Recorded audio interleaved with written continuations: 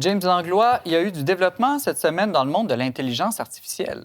Oui, puis Simon, puis c'est inévitable qu'il y en ait, parce que, comme on le dit depuis l'apparition là, de ChatGPT, là, la pâte à dents est sortie du tube.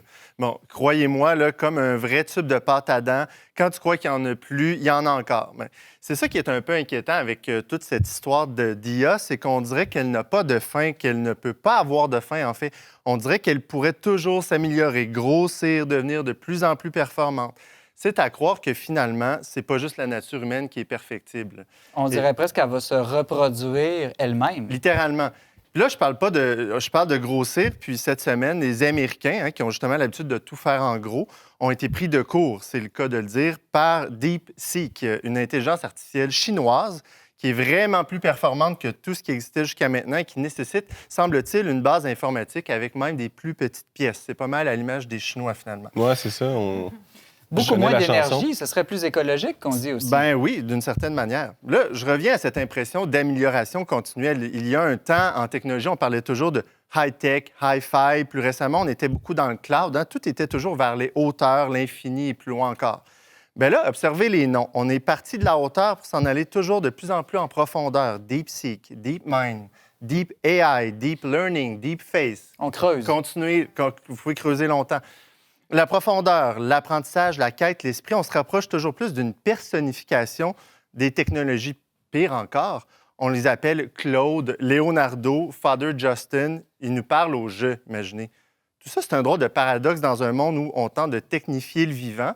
Là, ici, on cherche à vivifier la technique. Bon, vous le savez peut-être, mais nous, ici, au Vert Média, on a fait le choix de mettre un frein à l'utilisation de tout ce qui est IA générative. Donc, on garantit que nos contenus sont 100% intelligence artificielle humaine et, espérons-le, 100% divine aussi. À minuit, hier soir, tu n'as pas demandé à l'IA de compléter ton édito? Non, même si la tentation était grande. En tout cas, s'il le fait, il ne nous le dira pas. C'est ça.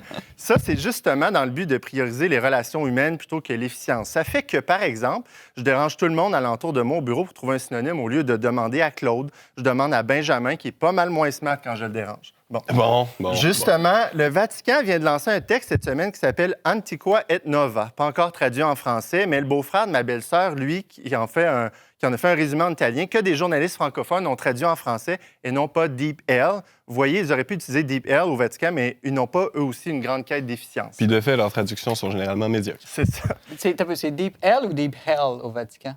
DeepL. C'est un jeu de mots sur enfer, mais... Ah, mon Dieu! Les H aspirés, c'est pas ta force. Trop profond pour moi.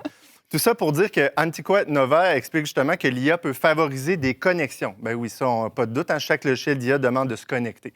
Mais à l'inverse, il dit aussi que l'IA encouragerait un paradigme technocratique. Bon, qu'est-ce que ça veut dire, ce grand mot-là? Pour l'expliquer simplement, ça, c'est quand je pense que je vais régler toutes mes frustrations causées par mes enfants en achetant la iFloor Pro qui aspire, lave et nettoie mon plancher en même temps. C'est très sérieux. Toute cette personnification ou, attention, anthropomorphisation, ce mot-là, c'est très payant au Scrabble. Tu as réussi à le dire d'une shot, en plus, c'est bon. Toute cette anthropomorphisation de l'IA nous encourage à comprendre les relations humaines de manière utilitaire, ce qui fait dire au Vatican que c'est erroné de représenter l'IA comme une personne. C'est un méchant jab à Catholic Answers puis Father Justin. Oui. Remarquez que ce n'est pas seulement les cardinaux à Rome qui pointent vers des dérives possibles de l'IA. Il y a aussi Benjo, cette semaine, pas le magasin à Saint-Roch qui vient de fermer, mais Yoshua Benjo, qui est notre expert montréalais, qui a dirigé et publié le premier rapport international sur la sécurité de l'IA. Bon, avec toutes ces réflexions, je vous annonce qu'aujourd'hui, en bon catholique, je suivrai désormais les recommandations du Vatican et j'arrêterai de parler d'intelligence artificielle pour plutôt parler de production artificielle.